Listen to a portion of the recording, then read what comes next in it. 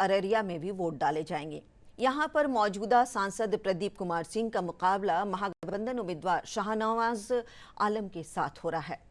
इस सीट पर साख बचाना भाजपा के लिए एक चुनौती है। पेश एक रिपोर्ट।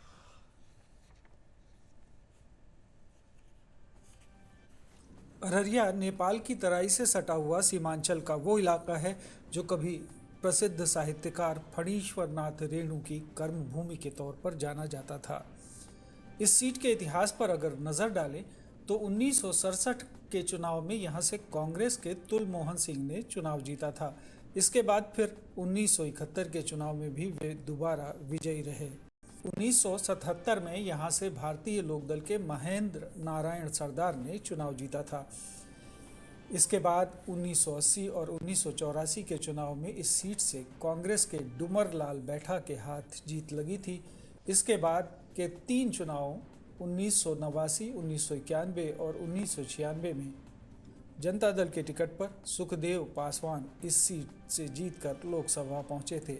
वहीं 1998 में बीजेपी के रामजी दास ऋषिदेव जीते थे। फिर 1999 के चुनाव में सुखदेव पासवान राजद के टिकट पर जीते, लेकिन 2004 के चुनाव में सुखदेव पासवान ने बीजेपी के प्रत्याशी के तौर पर यहां से चुनाव जीता। 2009 के चुनाव में बीजेपी ने प्रदीप कुमार सिंह को मैदान में उतारा और वो सीट जीतने में कामयाब रहे।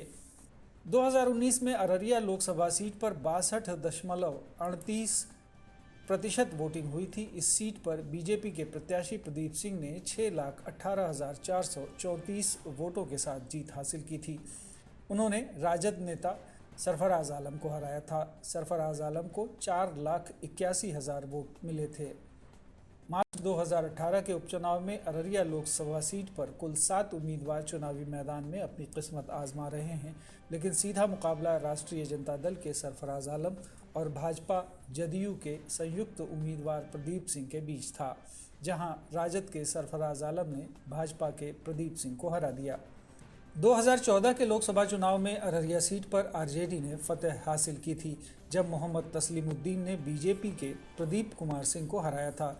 तस्लीमुद्दीन को 41% वोट मिले थे।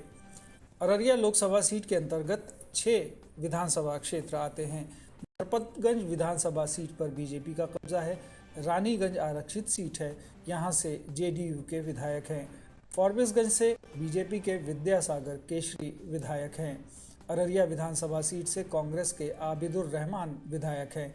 जोकीहाट विधानसभा सीट से AIMIM के प्रत्याशी ने जीत दर्ज की थी, जो बाद में आरजेडी में शामिल हो गए। सिकटी विधानसभा सीट पर बीजेपी का कब्जा है। अररिया में जातीय समीकरण की बात करें तो यहाँ मुस्लिमों की आबादी 42.9% है, जबकि हिंदू वोटर 56.6% हैं।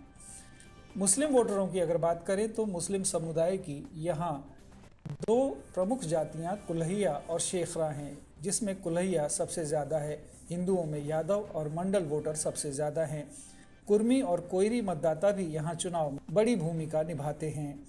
अगड़ी जातियों में ब्राह्मण वोटरों की संख्या सबसे ज़्यादा है। बीजेपी ने इस बार अररिया से निवर्तमान सांसद प्रदीप कुमार सिंह को चुनावी मैदान में उतारा है। दूसरी ओर महागठबंधन से इस सीट पर राजद की तरफ से शाहनवाज आलम को टिकट दिया गया है। शाहनवाज आलम पूर्व केंद्रीय मंत्री और पूर्व सांसद मोहम्मद तस्लीमुद्दीन के बेटे हैं।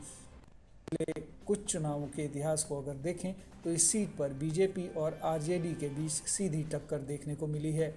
इस चुनाव में बीजेपी के पास साख बचाने की चुनौती है, तो आरजेडी की राह भी आसान नहीं है। अब जनता किसे मौका देती है, ये 4 जून को चुनाव नतीजे आने के बाद ही पता चलेगा। ब्यूरो रिपोर्ट, दूरदर्शन समाचार, पटना।